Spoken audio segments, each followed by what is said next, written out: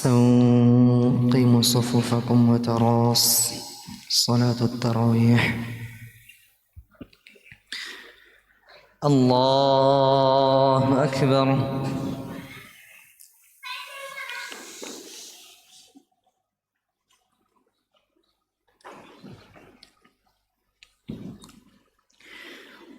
بسم الله الرحمن الرحيم. الحمد لله رب العالمين الرحمن الرحيم مالك يوم الدين إياك نعبد وإياك نستعين اهدنا الصراط المستقيم صراط الذين أنعمت عليهم غير المغضوب عليهم ولا الضالين.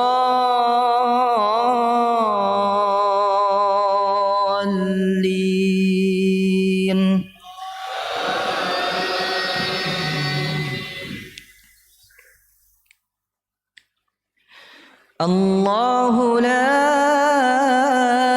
إله إلا هو الحي القيوم لا تأخذه سنة ولا نوم له ما في السماوات وما في الأرض من ذا الذي يشفع عنده إلا بإذنه يعلم ما بين أيديهم وما خلفهم ولا يحيطون بشيء من علمه إلا بما شاء وسع كرسيه السماوات والأرض ولا يؤوده حفظهما وهو العلي العظيم.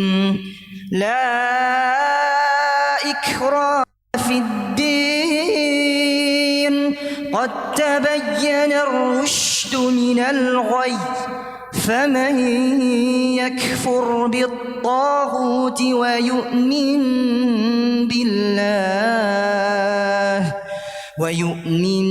بالله فقد استمسك بالعروة الوثقى لا انفصام لها والله سميع عليم.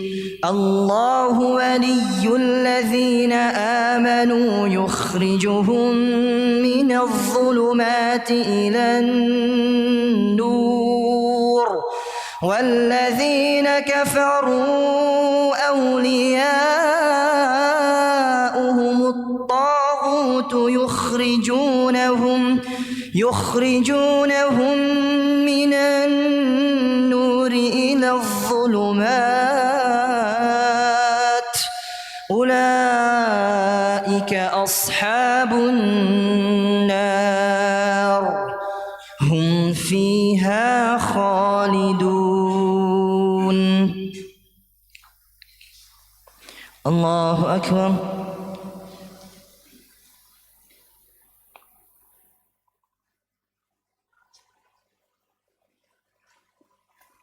سمع الله لمن حمده. الله أكبر.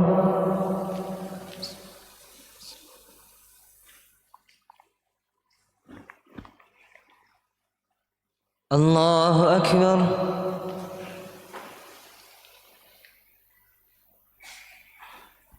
الله أكبر.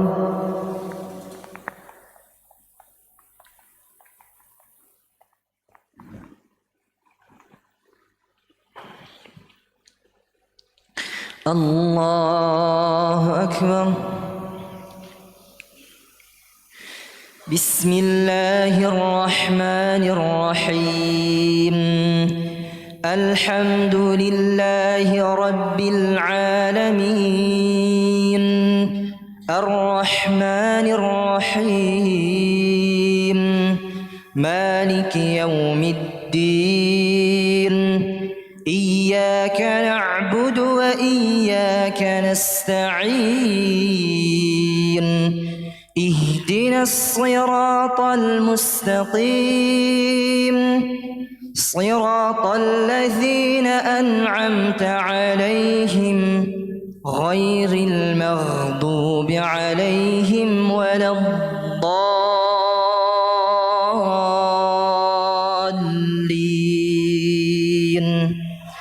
آمين. إن الذين كفروا بعد إيمانهم ثم ازدادوا كفرا لن تقبل توبتهم وأولئك هم الضالون.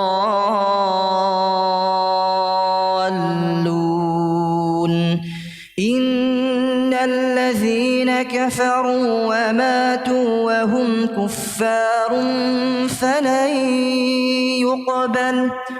فلن يقبل من أحدهم ملء الأرض ذهبا ولو افتدى به أولئك لهم عذاب أليم وما لهم من ناصرين. الله أكبر.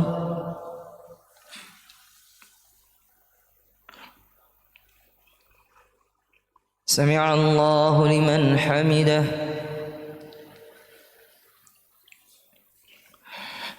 الله أكبر.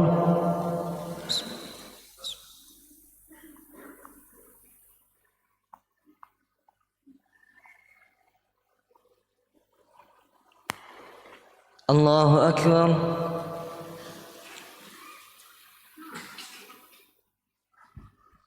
الله أكبر.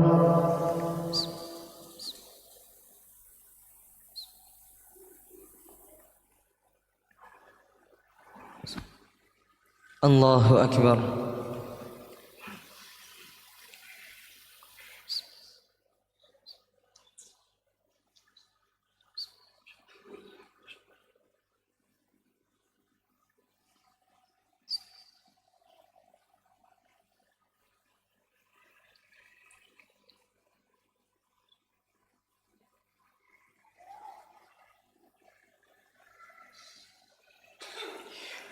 السلام عليكم ورحمة الله. السلام عليكم ورحمة الله.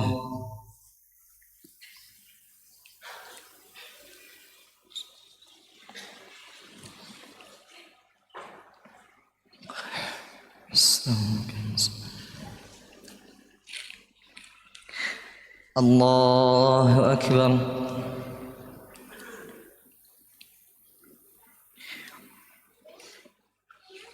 بسم الله الرحمن الرحيم.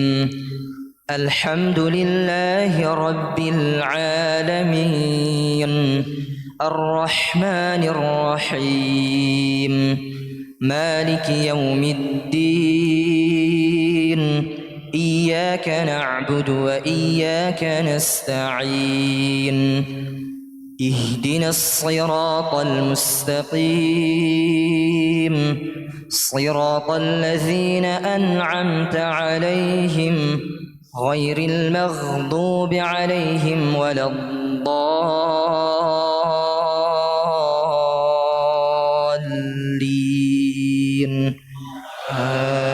آمين.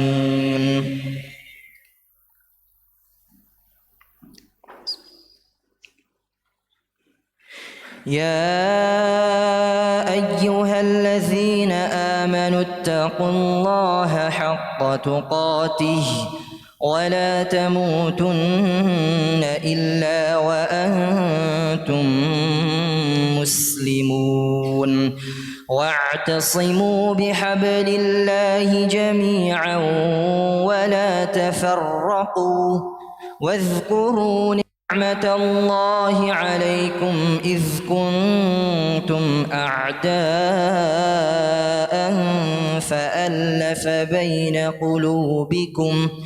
فألف بين قلوبكم فأصبحتم بنعمته إخوانا وكنتم على شفا حفرة من النار فأنقذكم منها كذلك يبين الله لكم آياته لعلكم تهتدون. الله أكبر.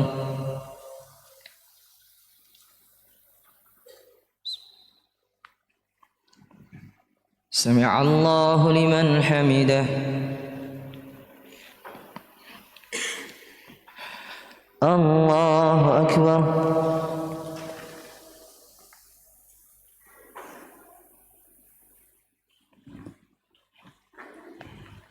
الله أكبر.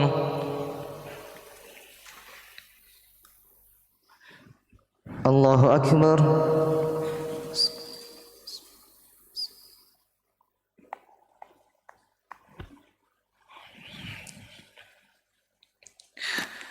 الله أكبر. بسم الله الرحمن الرحيم.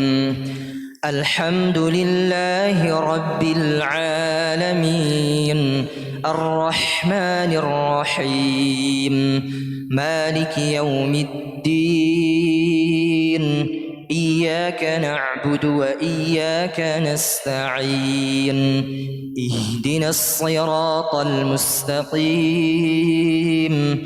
صراط الذين أنعمت عليهم غير المغضوب عليهم ولا الضالين.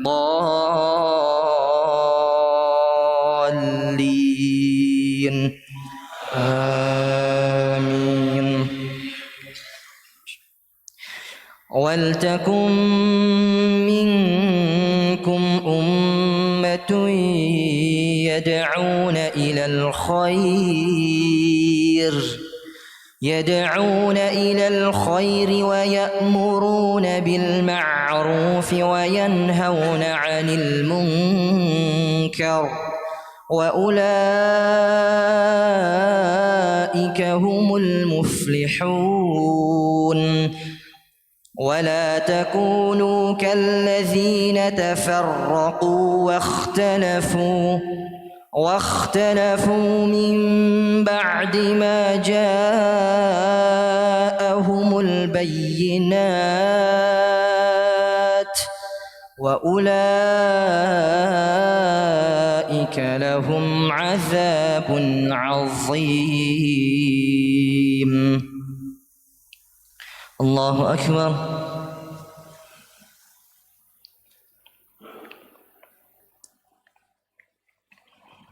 سمع الله لمن حمده.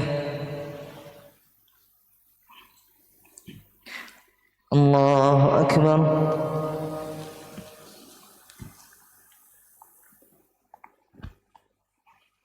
الله أكبر.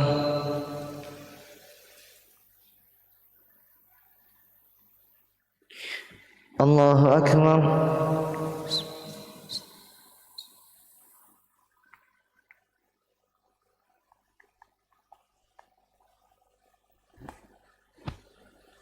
الله أكبر.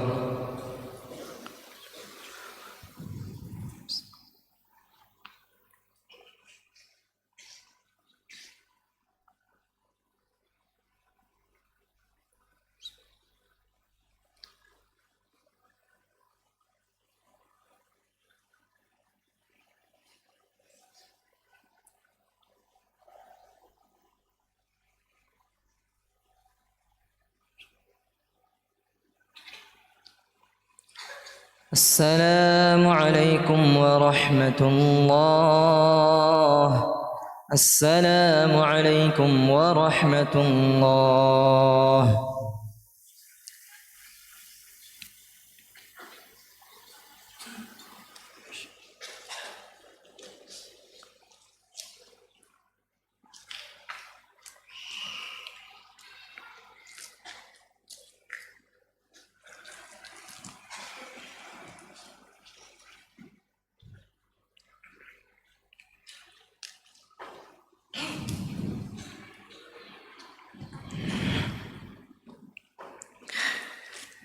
استووا صفوفكم.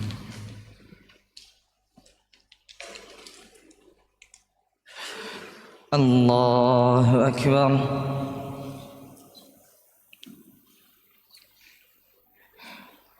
بسم الله الرحمن الرحيم.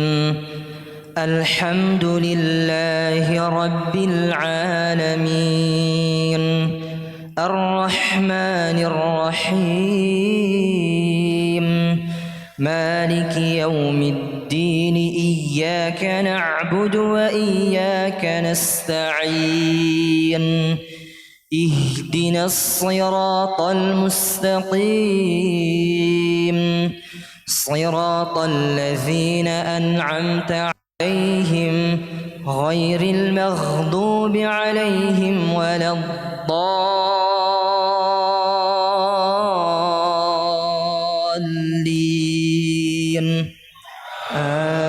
آمين.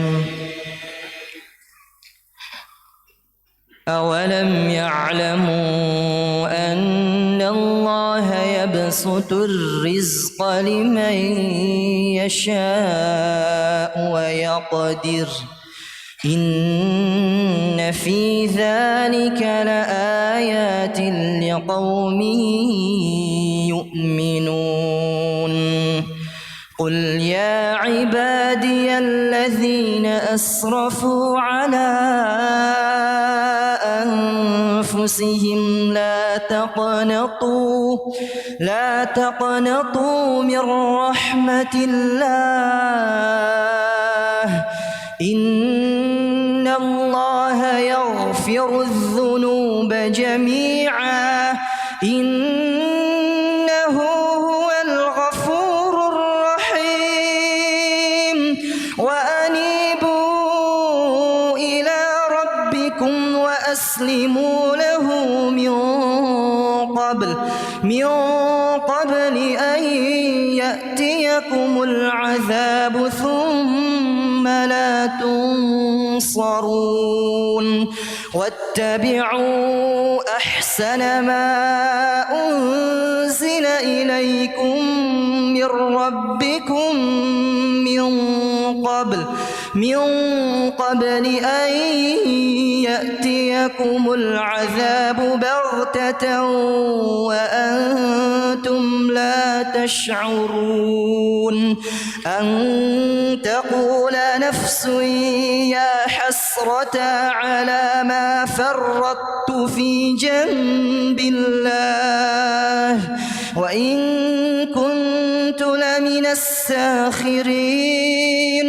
أو تقول لو أن الله هداني لكنت من المتقين. أو تقول حين ترى العذاب لو أن لي كرة فأكون من المحسنين. بلى قد جاءتك آياتي فكذبت بها واستكبرت وكنت من الكافرين. الله أكبر.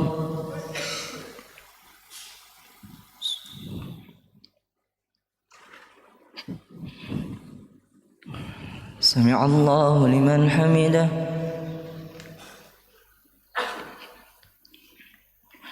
الله أكبر.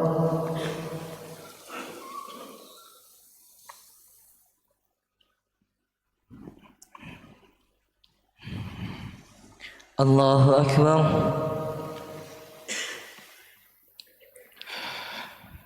الله أكبر.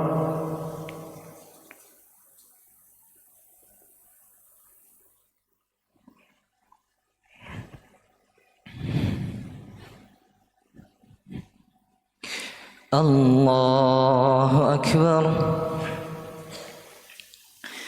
بسم الله الرحمن الرحيم. الحمد لله رب العالمين الرحمن الرحيم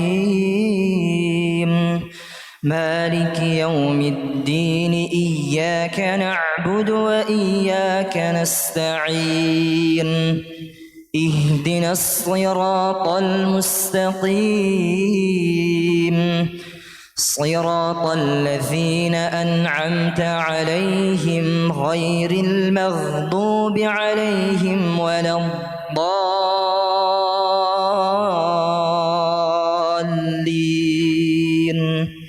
آمين.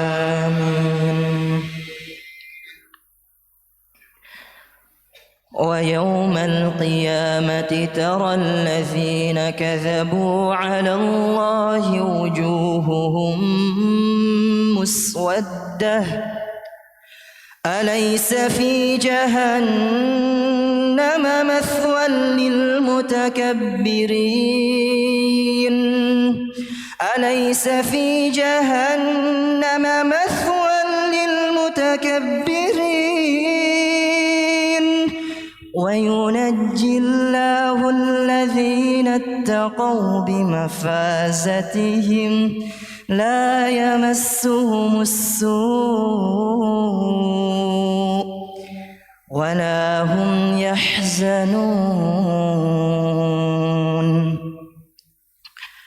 الله أكبر.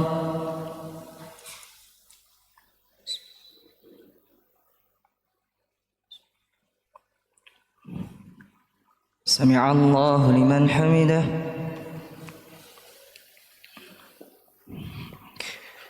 الله أكبر.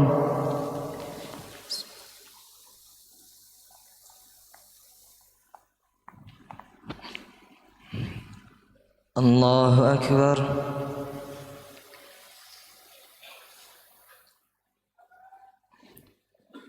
الله أكبر.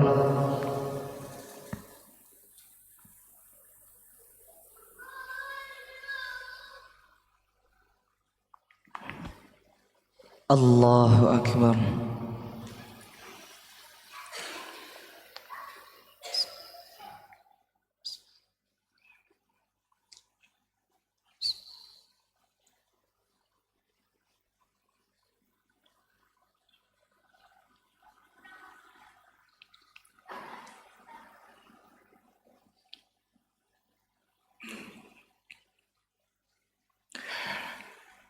السلام عليكم ورحمة الله.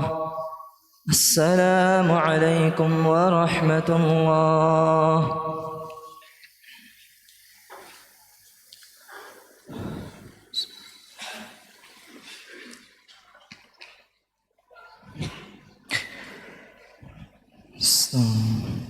قيموا صفوفكم. الله أكبر.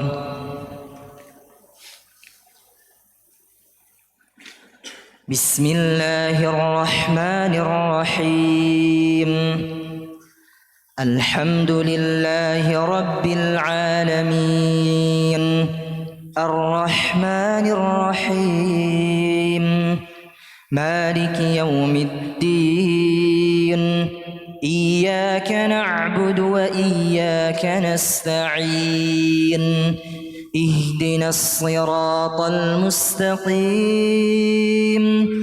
صراط الذين أنعمت عليهم غير المغضوب عليهم ولا الضالين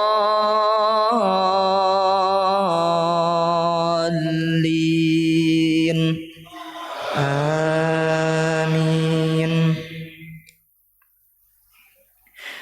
وسيق الذين كفروا إلى جهنم زمرا حتى إذا جاءوها فتحت أبوابها وقال لهم خزنتها ألم يأتكم رسل منكم منكم يتلون عليكم آيات ربكم وينذرونكم لقاء يومكم هذا قالوا بلى ولكن حقت كلمة العذاب على الكافرين قيل ادخلوا أبواب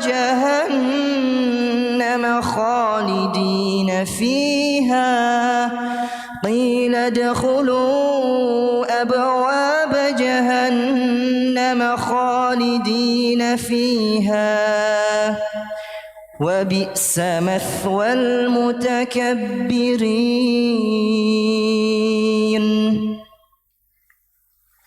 الله أكبر.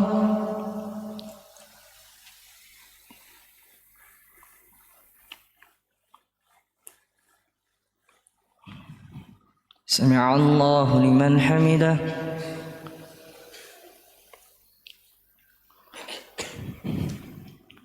الله أكبر.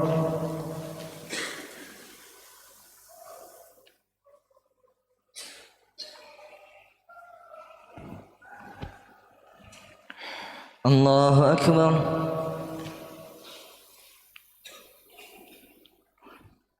الله أكبر.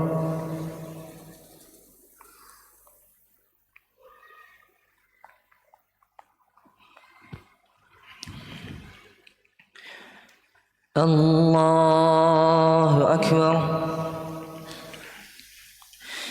بسم الله الرحمن الرحيم. الحمد لله رب العالمين الرحمن الرحيم مالك يوم الدين إياك نعبد وإياك نستعين اهدنا الصراط المستقيم صراط الذين أنعمت عليهم غير المغضوب عليهم ولا الضالين.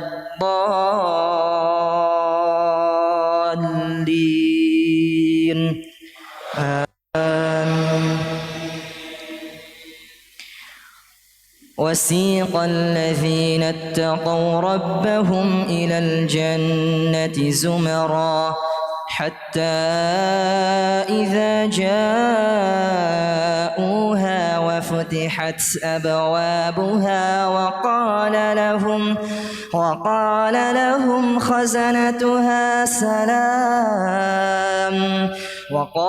لهم خزنتها سلام عليكم طبتم فادخلوها خالدين وقالوا الحمد لله الذي صدقنا وعده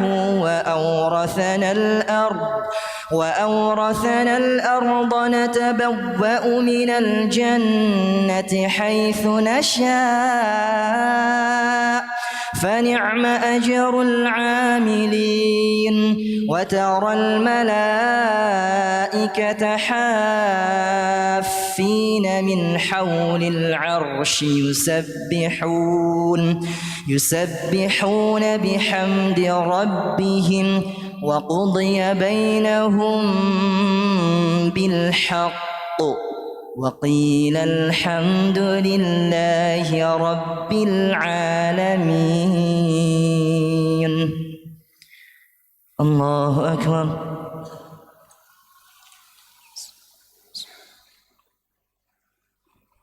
سمع الله لمن حمده. الله أكبر.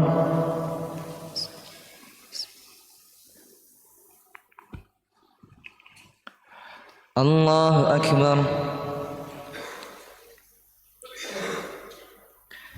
الله أكبر.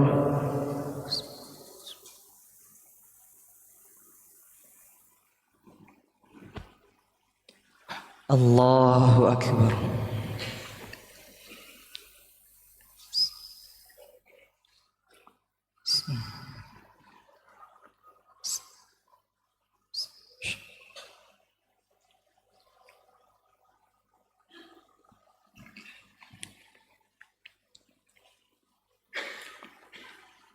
السلام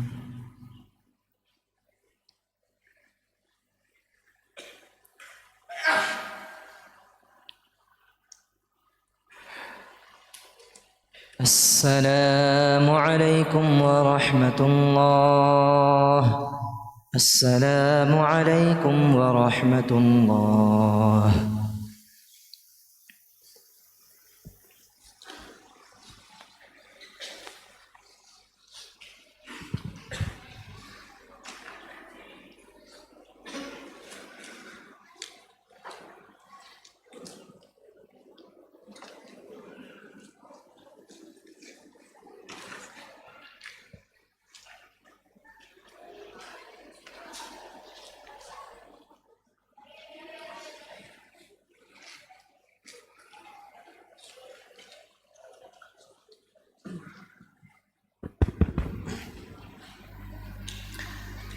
Bismillahirrahmanirrahim.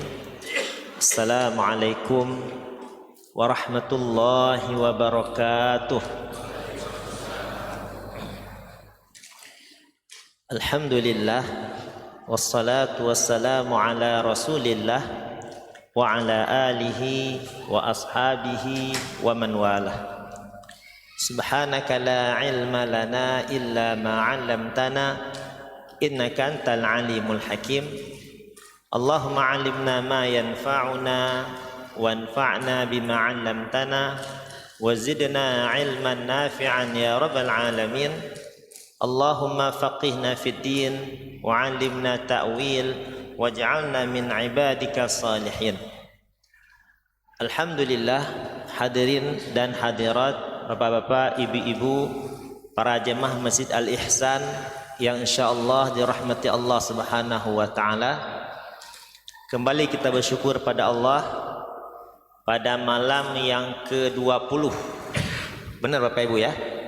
20 atau 21 kita nih? 20 ya? Kita malam ke-19. Oke. Malam yang ke-19. Kita masih diberikan kesehatan, kesempatan dan umur panjang sehingga bisa hadir ke Masjid Al-Ihsan untuk melaksanakan sholat Isya secara berjamaah.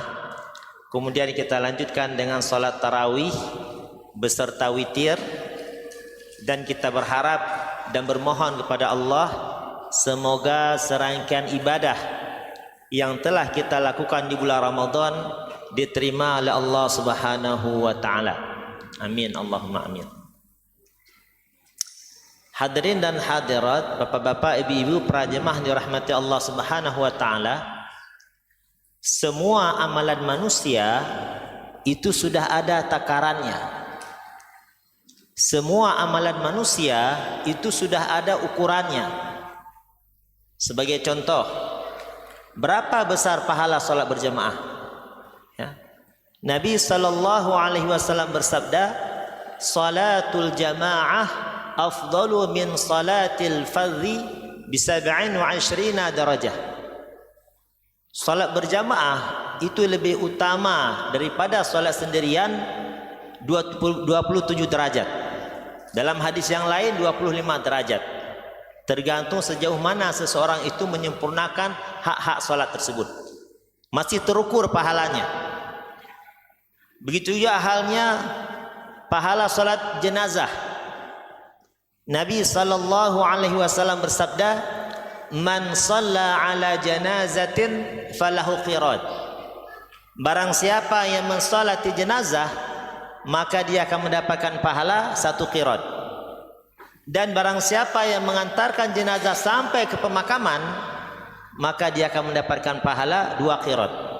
1 qirat kata Nabi sebesar gunung Uhud. Masih terukur pahalanya. Begitu juga halnya pahala baca Al-Quran. Nabi sallallahu alaihi wasallam bersabda, "Man qara'a harfan min kitabillah falahu hasanah." Barang siapa yang membaca 1 huruf dari Al-Quran, maka dia akan mendapatkan pahala 1 kebaikan. Wal hasanatu bi'ashri amthaliha. Dan 1 kebaikan tersebut akan dilipat gandakan oleh Allah menjadi 10 kebaikan.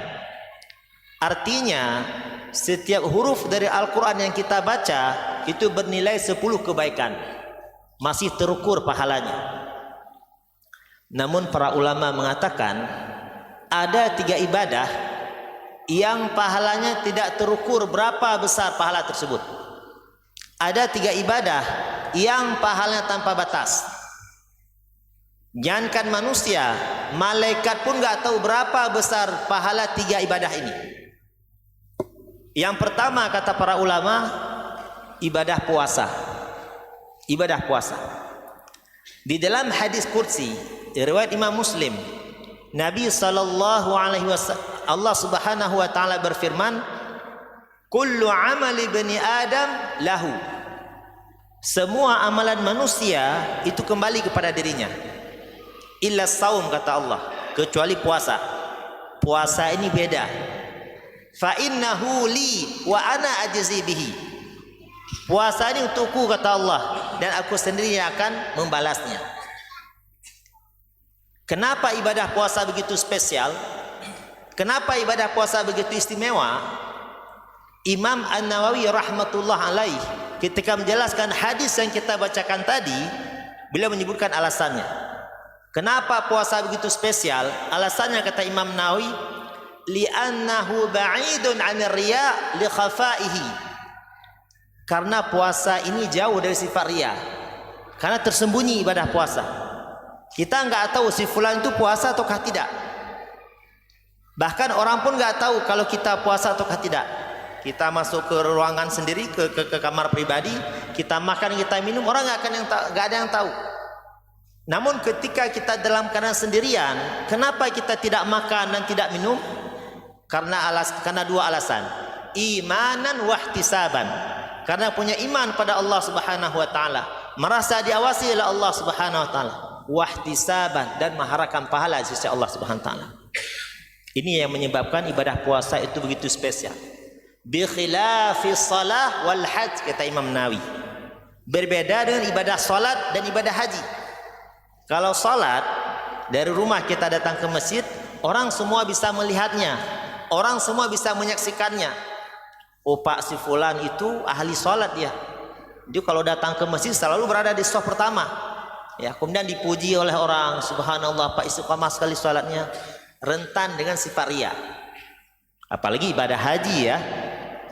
Ada sebagian orang pulang dari haji, ini kalau kok namanya tidak disebut Pak Haji itu tersinggung. Ya, padahal baru sekali haji. Sedangkan kita salat itu sehari 5 kali Bapak Ibu sekalian. Enggak ada yang panggil kita Pak salat. Kenapa pada ibadah haji kok tersinggung ketika tidak dipanggil Pak Haji? Ya. Makanya ibadah salat dan ibadah haji rentan dengan sifat riya, berbeda dengan puasa tadi. Inilah yang menyebabkan ibadah puasa itu spesial. Kemudian lanjutan hadis qudsinya, la khulufu famis shaim atyabu 'indallah min rihil misk. Jangankan pahala puasanya, pengaruh dari puasa saja, yaitu bau mulut orang berpuasa, ini lebih harum di sisi Allah daripada harum kasturi. Makanya dalam mazhab Syafi'i, makruh hukumnya bersiwak atau sikat gigi setelah masuk waktu zuhur. Tapi kalau sebelum masuk waktu zuhur itu tidak makruh. Kenapa? Alasannya adalah bau mulut yang keluar sebelum masuk waktu zuhur itu merupakan dari pengaruh makanan. Tapi bau mulut yang keluar setelah waktu zuhur disebabkan pengaruh puasa. Menghilangkan atharul ibadah itu makruh hukumnya dalam mazhab Syafi'i. Sama seperti halnya misalnya kita habis berwudu, kita lap air wudunya dengan handuk, itu makruh hukumnya karena menghilangkan atharul ibadah. Ya. Nah, keistimewaan ini tidak akan kita dapatkan, ya, keistimewaan puasa ini tidak akan kita dapatkan kecuali dengan menjaga diri dari 2 hal. Ya. Keistimewaan puasa ini tidak akan kita dapatkan kecuali dengan menjaga diri dari 2 hal. Yang pertama, menjaga diri dari hal-hal yang membatalkan puasa. Ini mudah nih. Semua kita bisa menjaga. Tidak makan, tidak minum, dan tidak berhubungan. Ya, mudah. Yang kadang-kadang kita sering teledor, sering lalai dari poin yang kedua. Menjaga diri dari hal-hal yang menghilangkan pahala puasa. Puasa kita sah tapi pahalanya enggak ada. Seperti contoh berdusta misalnya, itu tidak membatalkan puasa, tapi pahala puasanya yang hilang. Membicarakan aib orang lain, itu tidak membatalkan puasa, tapi pahalanya hilang. Memfitnah orang lain, itu tidak membatalkan puasa, tapi pahalanya yang hilang. Inilah yang dikhawatirkan oleh Nabi SAW dalam sebuah hadisnya, rubba sa'imin laisa lahu min siyamihi illal ju'. Betapa banyak orang yang berpuasa, namun mereka tidak mendapatkan apa-apa dari puasanya kecuali hanya rasa lapar saja. 10 tahun kita puasa, nanti ketika di akhirat begitu kita lihat catatan amalnya, ternyata nggak ada pahala puasa, nggak ada pahala puasa. Kenapa? Karena kita tidak menjaga diri dari hal-hal yang menghilangkan pahala puasa. Ini yang pertama, ibadah yang pahalanya tanpa batas, tidak terukur berapa besar pahalanya. Ya. Kemudian yang kedua, kata para ulama, ibadah yang pahalanya tanpa batas atau tidak terukur berapa besar pahala tersebut, yaitu mudah memaafkan orang lain, ringan memaafkan kesalahan orang lain. Hal ini disebutkan oleh Allah Subhanahu wa taala di dalam surat Asy-Syura ayat 40. Allah berfirman, "Faman 'afa wa aslaha fa ajruhu 'ala Allah." Barang siapa yang mudah memaafkan kemudian berbuat baik, maka pahalanya diserahkan pada Allah Subhanahu wa taala. Berapa besarnya? Malaikat pun enggak tahu berapa besar pahala tersebut. Ya. Pernah satu ketika di zaman Nabi SAW, Nabi sedang buat majelis dengan para sahabatnya. Tiba-tiba Nabi bersabda, "Ittala'a 'alaikum rajulun min ahlil jannah." Sebentar lagi akan datang di hadapan kalian salah satu calon penghuni surga. Tidak lama kemudian datang seseorang sahabat yang tidak begitu terkenal namanya. Bukan sahabat sekaliber Bakar, bukan sahabat sekaliber Umar, bukan sahabat sekaliber Utsman, bukan, tapi sahabat yang biasa. Maka sahabat yang lain penasaran, ini apa amalan laki-laki ini? Nabi mengatakan akan datang di hadapan kami calon penghuni surga, kok dia yang muncul, kok dia yang hadir? Keesokan harinya di majelis yang sama, Nabi SAW kembali bersabda, "Ittala'a 'alaikum rajulun min ahlil jannah." Sebentar lagi akan datang di hadapan kalian salah satu calon penghuni surga. Tidak lama kemudian, orang yang kemarin dia hadir untuk yang kedua kalinya, datang untuk yang kedua kalinya. Sahabat tambah penasaran, ini apa amalan orang ini? Apa ibadah spesialnya? Sudah 2 kali Nabi mengatakan demikian, sudah dua kalinya dia yang datang. Pada hari berikutnya, Nabi SAW kembali bersabda, "Ittala'a 'alaikum rajulun min ahlil jannah." Sebentar lagi akan muncul di hadapan kalian salah satu calon penghuni surga. Subhanallah, sudah 3 kali Nabi mengatakan demikian, ketiga-tiga kalinya dia yang muncul. Sahabat tambah penasaran. Begitu selesai majelis, maka orang ini pulang ke rumahnya. Salah satu sahabat ngikutin dari belakang, ya, ingin nanya apa sih amalan yang dia lakukan. Kok 3 kali Nabi mengatakan akan muncul di hadapan kami calon penghuni surga, ketiga-tiga kalinya dia yang datang. Akhirnya ketika sampai di rumah orang tersebut, maka sahabat ini bertanya, "Wahai sahabatku, ketika aku berada di majelis Nabi SAW, aku mendengar Nabi bersabda akan datang di hadapan kami salah satu calon penghuni surga. 3 hari Nabi betul-betul mengatakan demikian, dan 3 harinya engkau yang muncul. Saya ingin bertanya, apa amalan spesialmu sehingga menyebabkan derajatmu tinggi di sisi Allah Subhanahu wa taala?" Maka orang ini mengatakan, "Saya tidak punya amalan spesial. Saya tidak punya ibadah yang istimewa, sama seperti sahabat-sahabat yang lain." Enggak mungkin, pasti ada amalan yang spesial. Kemudian orang ini mengatakan, "Saya punya kebiasaan sebelum saya berbaring untuk tidur, saya senantiasa menyampaikan pada Allah Subhanahu wa taala, 'Ya Rabb, ya Allah, aku tidak akan membaringkan tubuhku tempat tidur kecuali aku memaafkan segala kesalahan hamba-Mu terhadap diriku. Ya Allah, aku tidak akan menyimpan sedikit pun dendam kepada kaum muslimin. Siapapun yang menzalimiku telah aku maafkan. Kemudian sahabat ini mengatakan, mungkin inilah yang menyebabkan derajatmu tinggi di sisi Allah Subhanahu wa taala. Faman 'afa wa aslaha fajruhu 'ala Allah. Barang siapa yang mudah memaafkan dan berbuat baik, maka pahalanya diserahkan pada Allah Subhanahu wa taala. Ini yang kedua, ibadah yang pahala tanpa batas. Yang ketiga, yang terakhir, ibadah yang pahalanya tanpa batas atau tidak diketahui berapa besar pahala tersebut adalah pahala sabar. Ya, pahala sabar. Kesabaran itu tidak ada batasannya, Pak. Kenapa? Karena pahalanya pun tidak ada batasannya. Sebagaimana Allah sebutkan di dalam surat Az-Zumar ayat 10. Allah berfirman, "Innama yuwaffas sabiruna ajrahum bighairi hisab." Sesungguhnya hanya orang-orang yang sabar yang akan disempurnakan pahalanya di akhirat kelak tanpa batas. Ya, tanpa batas. Nah, para ulama membagi kata-kata sabar ini ke dalam 3 bagian. Ya. Jadi kata-kata sabar ini mudah diucapkan, tapi kadang-kadang susah untuk kita amalkan. Apalagi kita hidup di perkotaan, ya, macet dan sebagainya. Kadang-kadang cepat emosi. Ya, maka dibutuhkan yang namanya kata sabar. Para ulama membagi kata sabar ini ke dalam 3 bagian. Yang pertama, sabar dalam menjalankan perintah-perintah Allah. Di bulan Ramadan, Allah memerintahkan kita untuk berpuasa di siang hari dan mensyariatkan salat malam di siang hari dan mensyariatkan salat di malam hari. Kita bersabar melakukannya. Ya. Berpuasa di siang hari, kemudian salat malam, kemudian salat di malam hari. Kita sabar melakukan perintah Allah. Ini yang pertama. Kemudian yang kedua, bersabar untuk tidak melakukan larangan-larangan Allah.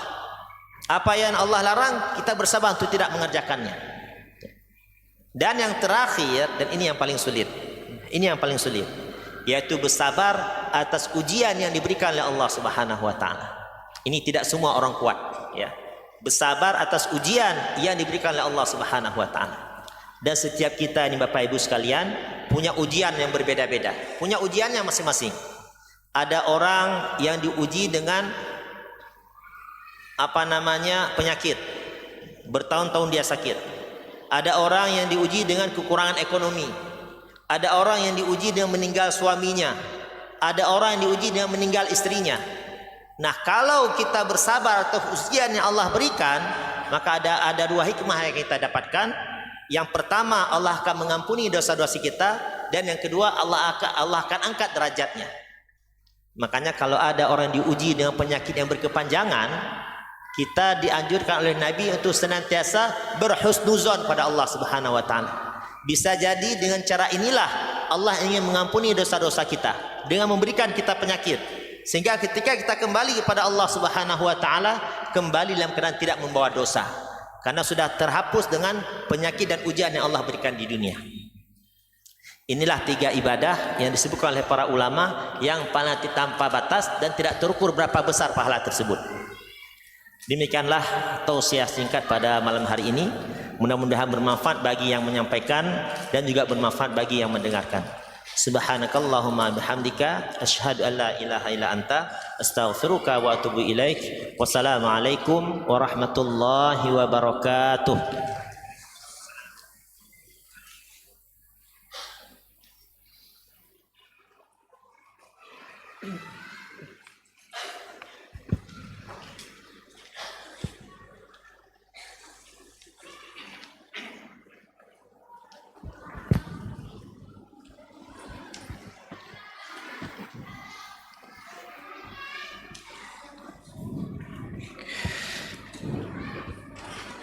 استووا أقيموا صفوفكم وتراص صلاة الوتر. الله أكبر.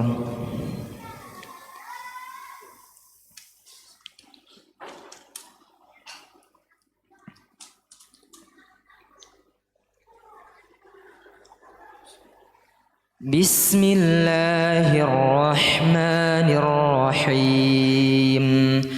الحمد لله رب العالمين. الرحمن الرحيم مالك يوم الدين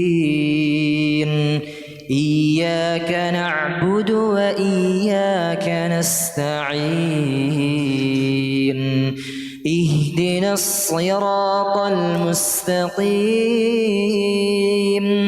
صراط الذين أنعمت عليهم غير المغضوب عليهم ولا الضالين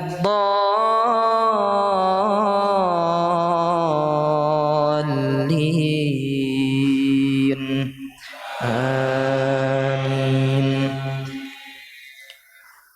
بسم الله الرحمن الرحيم قل هو الله أحد الله الصمد لم يلد ولم يولد ولم يكن له كفوا أحد. الله أكبر.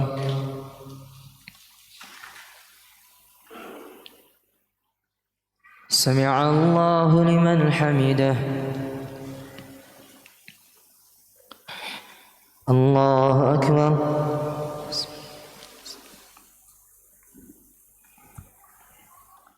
الله أكبر. الله أكبر.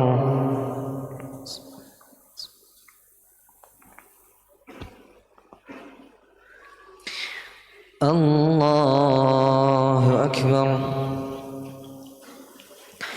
بسم الله الرحمن الرحيم الحمد لله رب العالمين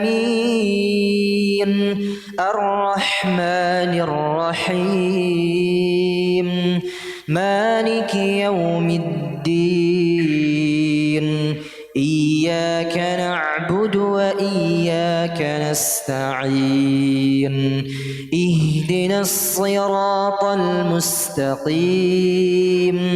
صراط الذين أنعمت عليهم غير المغضوب عليهم ولا الضالين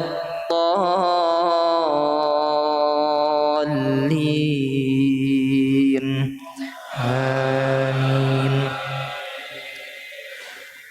بسم الله الرحمن الرحيم قل أعوذ برب الفلق من شر ما خلق ومن شر غاسق إذا وقب ومن شر النفاثات في العقد ومن شر حاسد إذا حسد.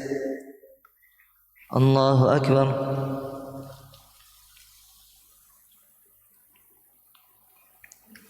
سمع الله لمن حمده. الله أكبر.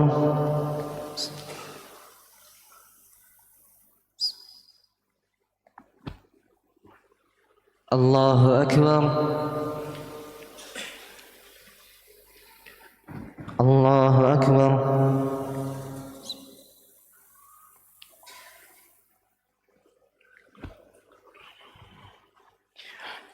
الله أكبر. بسم الله الرحمن الرحيم الحمد لله رب العالمين الرحمن الرحيم مالك يوم الدين إياك نعبد وإياك نستعين اهدنا الصراط المستقيم صراط الذين أنعمت عليهم غير المغضوب عليهم ولا الضالين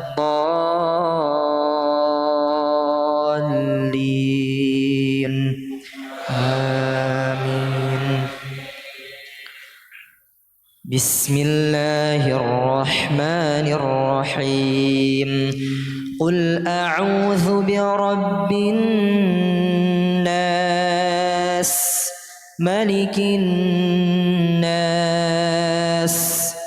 إله الناس من شر الوسواس الخناس الذي يوسوس في صدور الناس من الجنة والناس. الله أكبر.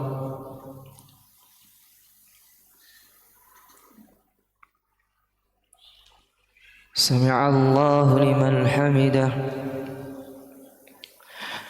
اللهم اهدنا فيمن هديت وعافنا فيمن عافيت وتولنا فيمن توليت وبارك لنا فيما أعطيت وقنا شر ما قضيت فإنك تقضي ولا يقضى عليك وإنه لا يذل من واليت ولا يعز من عاديت تباركت ربنا وتعاليت. اللهم إنا نسألك رضاك والجنة ونعوذ بك من سخطك والنار. اللهم إنك عفو كريم تحب العفو فاعف عنا يا كريم. اللهم إنا نسألك الهدى والتقى والعفاف والغنى.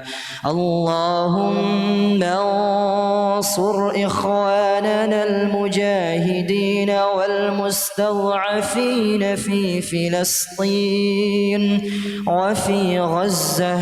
اللهم انصرهم ولا تنصر عليهم. اللهم عليك باليهود الغاصبين الظالمين وأعوانهم المعتدين. اللهم أهلك الكفرة. اللهم عذبهم وزلزل أقدامهم. اللهم حرر المسجد الأقصى من رجس اليهود. اللهم ارزقنا صلاة في المسجد الأقصى وهو حر عزيز. ربنا تقبل منا إنك أنت السميع العليم وتب علينا إنك أنت التواب الرحيم. وصلى الله على نبينا محمد وعلى آله وأصحابه الأخيار وسلم تسليما كثيرا. الله أكبر.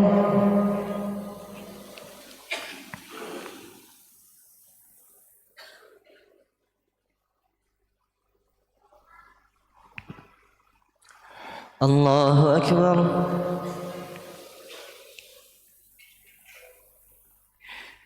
الله أكبر.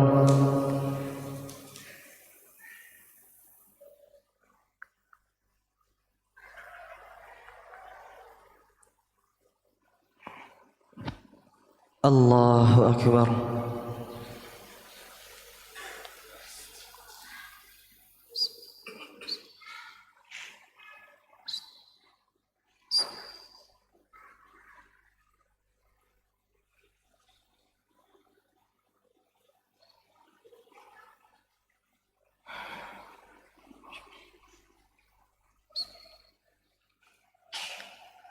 السلام عليكم ورحمة الله. السلام عليكم ورحمة الله. سبحان الملك القدوس.